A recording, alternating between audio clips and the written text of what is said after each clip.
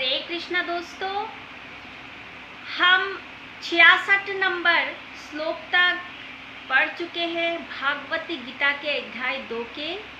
अब हम चलिए आगे बढ़ते हैं। नमो भगवते वासुदेवाय, नमो भगवते वासुदेवाय,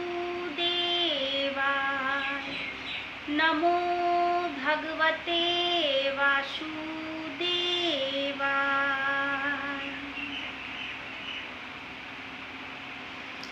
इंद्रियाणांगहि चरतां यं मन्मुहानुविधीयते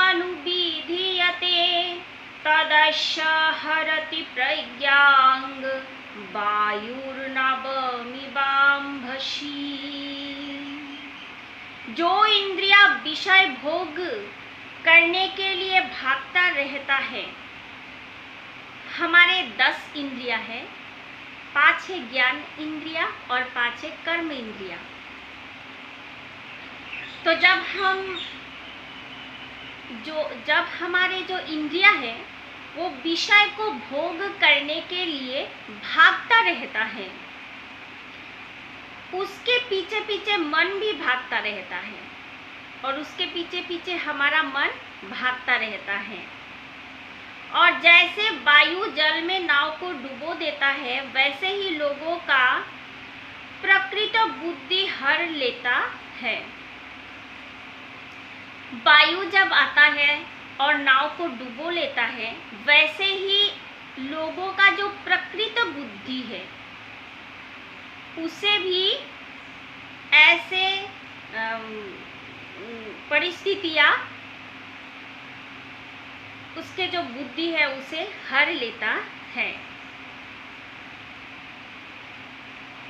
तस्मादयस्य महाबाहु निगृहीतानि सर्वशः इंद्रियाणीन्द्रियार्थे व्यस्तस्य प्रज्ञा प्रतिष्ठिता।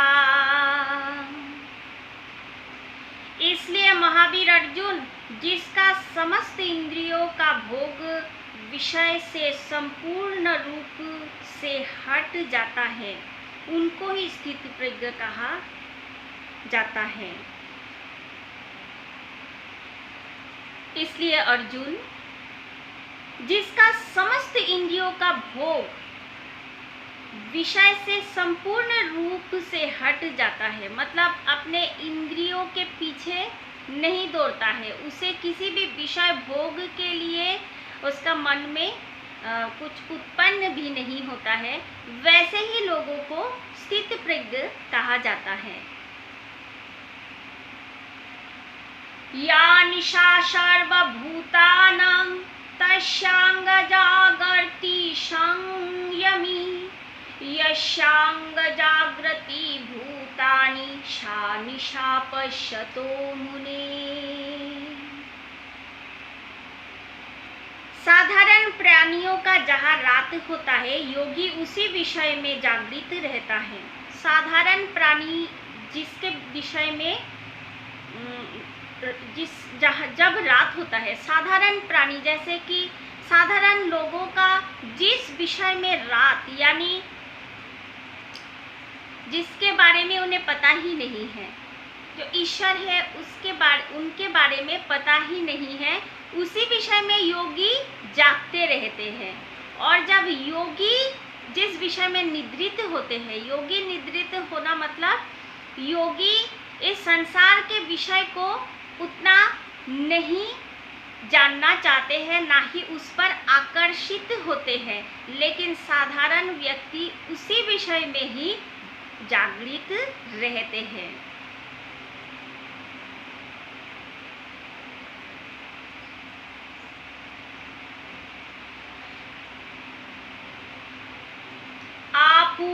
आपूर्यमानमचल प्रतिष्ठं समुद्रमाप प्रविशन्ति यदत् तद्दत् कामजं प्रविशन्ति सर्वे स शान्तिमाप्नुति न कामकामी। जिस तरह से कहीं नदियों का जल सागर में जा गिरता है, परंतु इससे सागर का कोई भी परिवर्तन नहीं होता है। ठीक वैसे ही स्थितप्रज्ञ व्यक्ति विषय भोग करते हुए भी शांति ही प्राप्त करते हैं। जिस तरह से नदी का जल, कई नदियों का जल जाकर सागर में गिरता है, परंतु उससे सागर में किसी भी तरह का परिवर्तन नहीं होता है, उसी तरह से स्थितप्रज्ञ व्यक्ति का भी किसी भी तरह का परिवर्तन नहीं है। फिर भी वो विषय भोग को भोगते रहते हैं, लेकिन उनके अंदर एक शांति होता है। किंतु जो भोग के लिए इच्छा रखते हैं उनके लिए शांति पाना संभव नहीं है। लेकिन जो लोग अपने भोग के लिए इच्छा रखते हैं उस तरह के लोगों के अंदर में शांति पाना ये संभव नहीं है। विहाय कामानय सर्वान् पुमांश्चरति निःस्पृह निर्ममो निरहंकार स शांतिमधिगच्छति।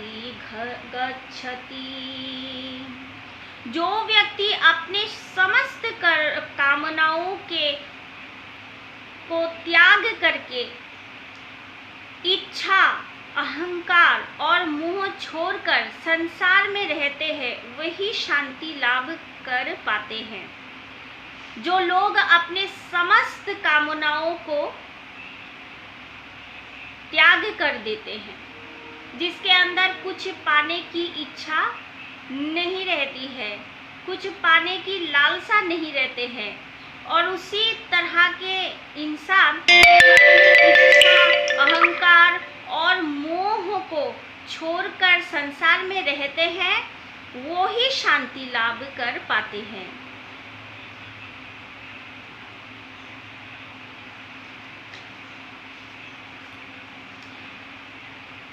एया ब्राह्मी स्थिति पार्थ नैनां प्राप्त विमोहति स्थिताः श्यामन्त कालेऽपि ब्रह्म निर्वाणमृच्छति।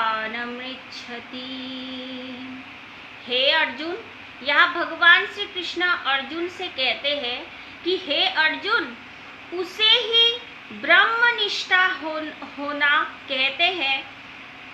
इसे पाकर और वो व्यक्ति इस संसार के माया मोह में मुग्ध नहीं होता है।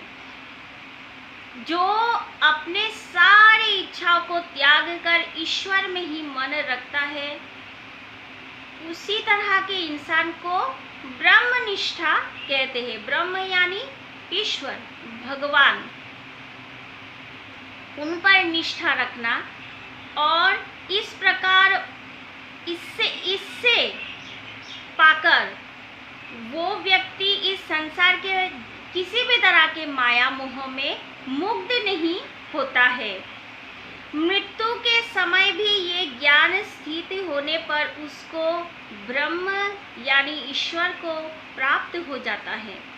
अगर मृत्यु के वक्त भी किसी इंसान के मन में ऐसा भाव आ जाता है तो उसे ईश्वर प्राप्त हो जाता है।